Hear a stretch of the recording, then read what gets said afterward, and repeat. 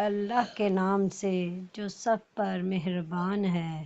نبی کریم صلی اللہ علیہ وآلہ وسلم نے فرمایا کہ کسی مسلمان کے اگر 3 بچے مر جائیں جو بلوغت کو نہ پہنچے ہوں تو اللہ تعالیٰ اس رحمت کے نتیجے میں جو ان بچوں سے وہ رکھتا ہے، مسلمان بچے کے ماں اور باپ کو بھی جنت میں داخل کرے گا۔